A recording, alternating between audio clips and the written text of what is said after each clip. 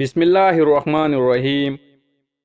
ایک دن حضور اکرم صلی اللہ علیہ وسلم نے نماز عصر پڑھائی تو پہلا رکوع اتنا طویل فرمایا کہ گمان ہوا کہ شاید رکوع سے سر نہ اٹھائیں گے۔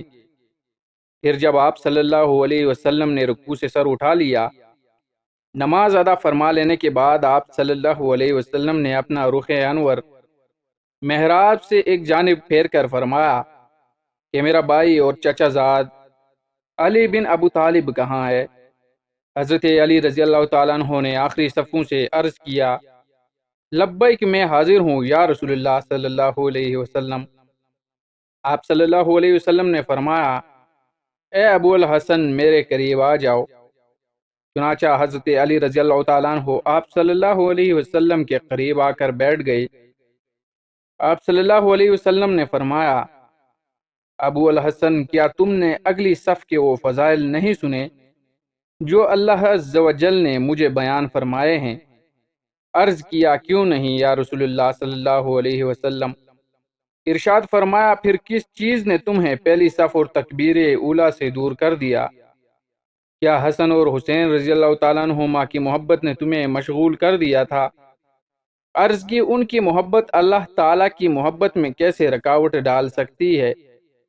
آپ صلی اللہ علیہ وسلم نے ارشاد فرمایا، پھر کس چیز نے تمہیں روکے رکھا؟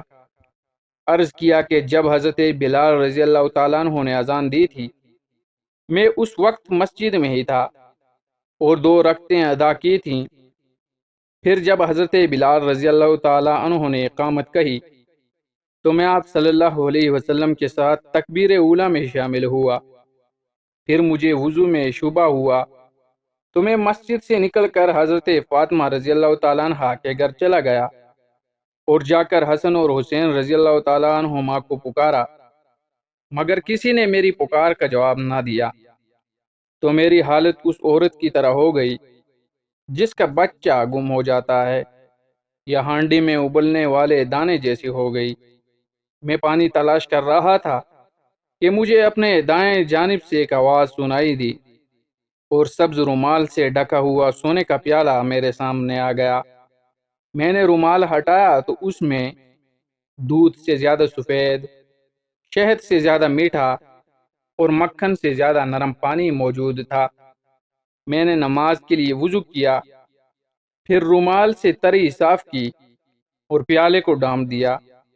پھر میں نے پیچھے مڑ کر دیکھا تو مجھے کوئی نظر نہ آیا، نہ ہی مجھے یہ معلوم ہو سکا کہ پیالہ کس نے رکھا اور کس نے اٹھایا۔ آپ صلی اللہ علیہ وسلم نے غیب کی خبر دیتے ہوئے مسکرا کر ارشاد فرمایا، مرحبا مرحبا اے ابو الحسن، کیا تم جانتے ہو تمہیں پانی کا پیالہ اور رومال کس نے دیا تھا؟ عرض کی، اللہ اور اس کے رسول عز و جل صلی اللہ علیہ وسلم بہتر جانتے ہیں۔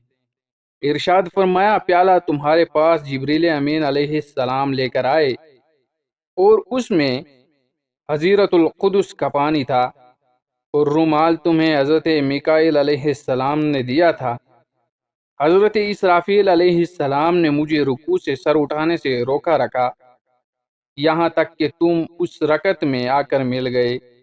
اے ابو الحسن، جو تم سے محبت کرے گا اللہ عز و جل اس سے محبت کرے گا، اور جو تم سے بغض رکھے گا اللہ عز و جل اسے ہلاک کر دے گا۔